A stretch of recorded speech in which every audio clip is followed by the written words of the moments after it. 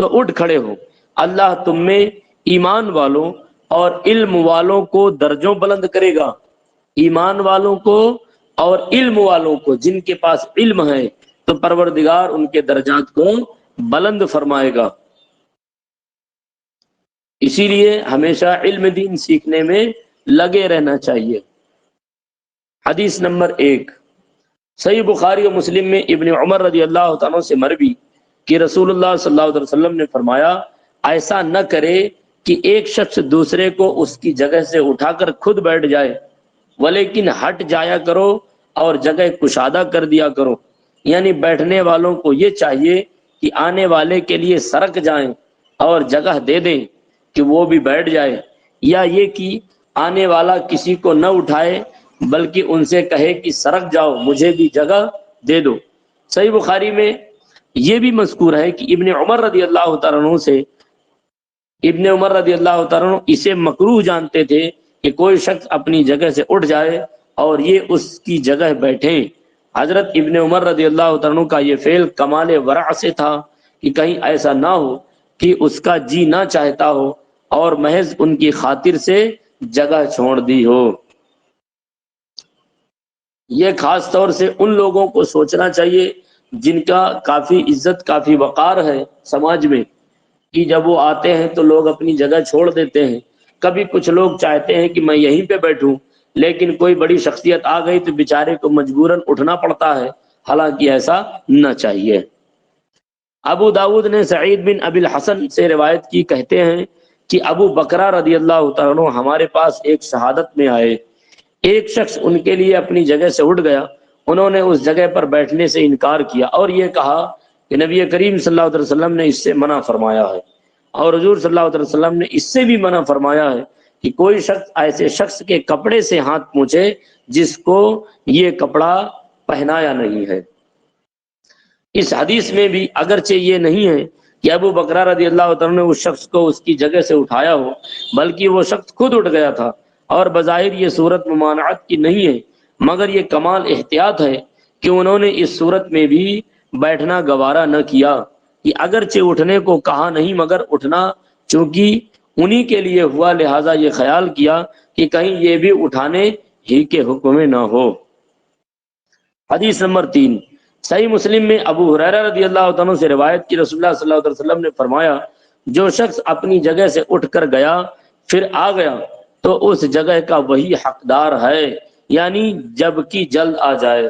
کبھی کبھی ایسا ہوتا ہے نا، مجلس میں، مثال کے طور پر میلاد کی مجلس میں ہم لوگ بیٹھے رہتے ہیں کرسی میں، اب ہم کو پیاس لگی یا استنجا لگا، پانی پینے گئے تو ہماری کرسی پر کوئی دوسرا بیٹھ جاتا ہے، حالانکہ وہ اس کا حق نہیں ہے، بلکہ جو پہلے سے بیٹھا تھا اگر کسی ضرورت کے لیے وہ اٹھ کر کے گیا ہے تو ابھی بھی اگر جلد وہ آ رہا ہے تو اسی کا حق ہے، وہی وہاں پر بیٹھے گا۔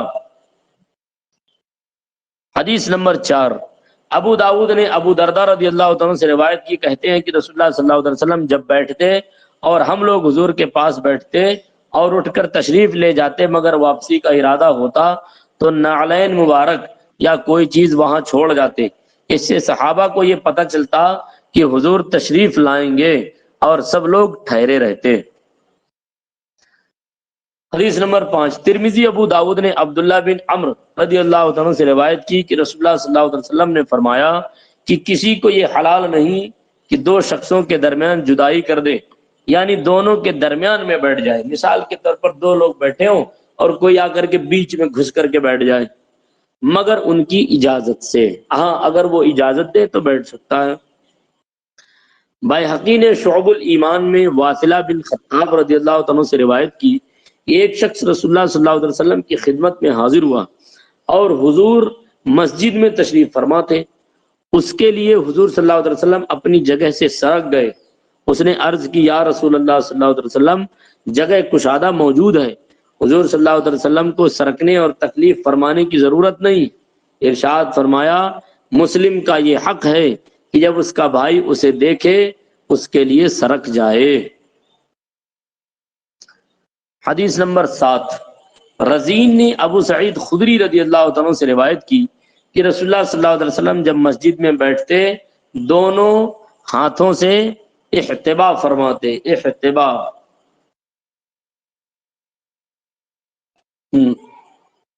احتبا کی صورت یہ ہے کہ آدمی سرین کو زمین پر رکھ دے اور گھٹنے کھڑے کر کے دونوں ہاتھوں سے گھیر لے اور ایک ہاتھ کو دوسرے سے پکڑ لے۔ اس قسم کا بیٹھنا تواضع و انکساری میں شمار ہوتا ہے۔ سمجھ میں آیا کیسے بیٹھنا ہے آپ لوگوں کو؟ یہ کیسے بیٹھنا ہے؟ آئیں؟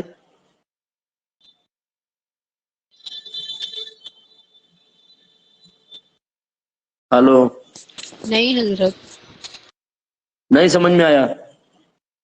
نہیں۔ ارے بدھو تم لوگ، دیکھو کیسے بیٹھتے ہیں، اکڑو وہ کیسے بیٹھتے ہیں، دونوں پیروں پہ کیسے بیٹھتے ہیں وہ پتا ہے آپ کو؟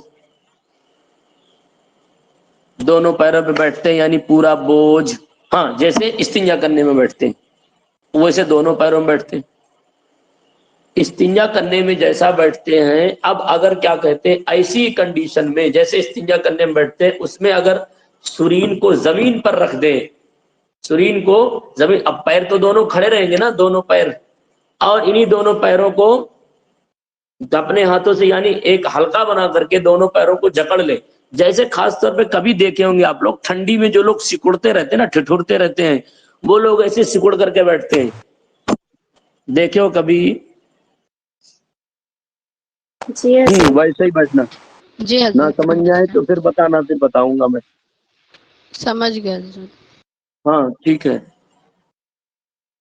حدیث نمبر 8، ابو داود نے جابر بن سمرہ رضی اللہ عنہ سے روایت کی، کہتے ہیں کہ نبی کریم صلی اللہ علیہ وسلم جب نماز فجر پڑھ لیتے 4 زانو بیٹھے رہتے یہاں تک کہ آفتاب اچھی طرح طلوع ہو جاتا۔ حدیث نمبر 4 زانو تو پتا ہوگا، پالتی مار کے بیٹھنا جس کو بولتے ہیں۔ حدیث نمبر 9، ابو داود نے ابو ہریرہ رضی اللہ عنہ سے روایت کی کہ رسول اللہ صلی اللہ علیہ وسلم نے فرمایا، جب کوئی شخص سایہ میں ہو اور سایہ سمٹ گیا، کچھ سایہ میں ہو گیا کچھ دھوپ میں، تو وہاں سے اٹھ جائے، یعنی آدھا سایہ میں اور آدھا دھوپ میں نہ بیٹھے۔ حدیث نمبر 10، ابو داود نے عمرو بن سرید رضی اللہ تعالیٰ عنہ سے، وہ اپنے والد سے روایت کرتے ہیں، کہتے ہیں کہ میں اس طرح بیٹھا ہوا تھا کہ بائیں ہاتھ کو پیٹھ کے پیچھے کر لیا اور داہنے ہاتھ کی ہتھیلی کی گدی پر ٹیک لگا دی۔ رسول اللہ صلی اللہ تعالیٰ علیہ وسلم میرے پاس سے گزرے اور فرمایا، کیا تم ان لوگوں کی طرح بیٹھتے ہو جن پر خدا کا غضب ہے؟ کیسے بیٹھے تھے وہ؟ یعنی دیکھو بیٹھا ہوا تھا کہ بائیں ہاتھ کو پیٹھ پہ، بائیں ہاتھ کو پیٹھ پہ، پیٹھ کے پیچھے کر لیا اور داہنے ہاتھ کی ہتھیلی کی گدی پر ٹیک لگا دی، ہتھیلی کی گدی پر ٹیک لگا دیا ایسے کر کے۔ اب کیسے کر کے بتاؤں تم لوگوں کو؟ بہرحال اپنا بائیں ہاتھ پیچھے کرو، اپنی پیٹھ پہ کمر کے پاس رکھو، اور کیا کہتے ہیں اپنا یہ ٹھوڈی ہے نا، ٹھوڈی، ارے داڑھی جس کو بولتے ہیں، اور کیا کہتے ہیں داہنے ہاتھ کی اس پہ کیا کہتے ہیں یعنی 4 زانو ہو کر کے بیٹھو، 4 زانو ہو کر کے بیٹھو، اور کیا کہتے ہیں اپنے داہنے ہاتھ کی کوہنی کو اپنی کیا کہتے ہیں ران پہ لگاؤ، اور اس کے بعد اپنا رخسارہ، اپنا چہرہ اسی پر رکھ دو اور بایاں ہاتھ پیچھے کر لو، بس ایسے بیٹھنا ہے۔ حدیث نمبر 11، ابو داود نے جابر بن سمرہ رضی اللہ عنہ سے روایت کی، کہتے ہیں کہ جب ہم نبی کریم صلی اللہ علیہ وسلم کی خدمت میں حاضر ہوتے تو وہاں بیٹھ جاتے جہاں مجلس ختم ہوتی، یعنی سب سے کنارے، یعنی مجلس کے کنارہ پر بیٹھتے، اسے چیر کر اندر نہیں گھستے تھے، یعنی جہاں جگہ مل جاتی وہیں پر بیٹھ جاتے۔ حدیث نمبر 12، طبرانی نے ابو موسیٰ اشعری رضی اللہ عنہ سے روایت کی کہ رسول اللہ صلی اللہ تعالیٰ علیہ وسلم نے فرمایا، جب کوئی شخص کسی قوم کے پاس آئے اور اس کی خوشنودی کے لیے وہ لوگ جگہ میں وسعت کر دیں تو اللہ تعالی پر حق ہے کہ اس کو راضی کرے۔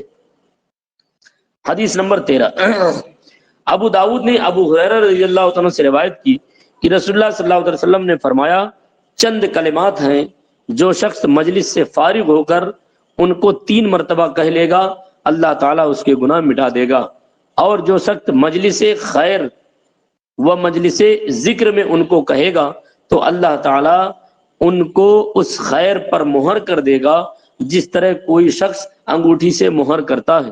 وہ کلمات یہ ہیں، سبحانک اللہم و بحمدک لا الہ الا انت استغفرک و اتوب الیک۔ حدیث نمبر 14، حاکم نے مستدرک میں ابو ہریرہ رضی اللہ عنہ سے روایت کی کہ رسول اللہ صلی اللہ علیہ وسلم نے فرمایا، جو لوگ دیر تک کسی جگہ بیٹھے اور بغیر ذکر اللہ اور نبی کریم صلی اللہ علیہ وسلم پر درود پڑھے وہاں سے متفرق ہو گئے، یعنی الگ ہو گئے، انہوں نے نقصان کیا۔ اگر اللہ عز و جل چاہے عذاب دے اور چاہے تو بخش دے۔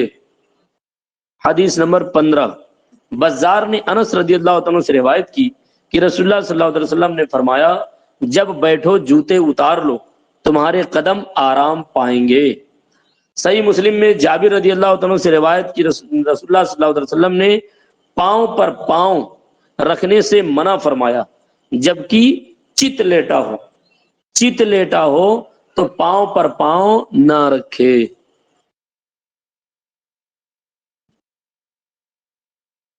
ابھی بہت ساری حدیثیں ہیں کیا؟ حدیث نمبر 17، صحیح بخاری میں مسلم بن عباد بن تمیم سے روایت کی، وہ اپنے چچا سے روایت کرتے ہیں کہ رسول اللہ صلی اللہ علیہ وسلم کو مسجد میں لیٹے ہوئے میں نے دیکھا، حضور صلی اللہ علیہ وسلم نے ایک پاؤں کو دوسرے پاؤں پر رکھا تھا۔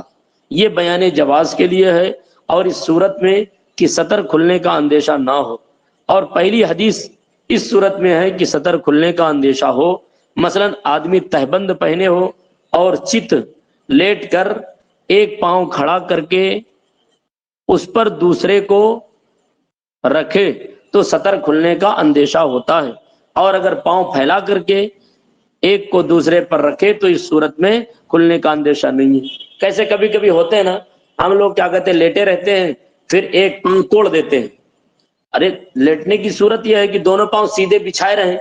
کبھی ایسا ہوتا ہے کہ ہم لوگ ایک پیر بچھائے رہتے ہیں، ایک پیر کھڑا رکھتے ہیں، تو ایک پیر کو توڑ کر کے کھڑا رکھنا گھٹنے سے، اور پھر اس کے بعد دوسرے پیر کو اسی پر رکھ دینا، جیسا کہ لوگ اب یا تو ابھی کلاس بند ہونے کے بعد پریکٹس کرنا کیسا ہے، تو ایسا منع فرمایا ہے۔ کب؟ جب کیا کہتے ہیں سطر عورت کھلنے کا، خاص طور سے اگر کوئی لنگی وغیرہ پہنے ہو تو ظاہر سی بات ہے جب آپ ایک پیر اٹھا کر کے اس کے اوپر رکھیں گے تو چونکہ لنگی تو خالی رہتی ہے، کبھی نیچے لنگی لڑک جاتی ہے یا نیچے کی طرف جھول ہو جاتا ہے اور سطر کھلنے کا اندیشہ رہتا ہے۔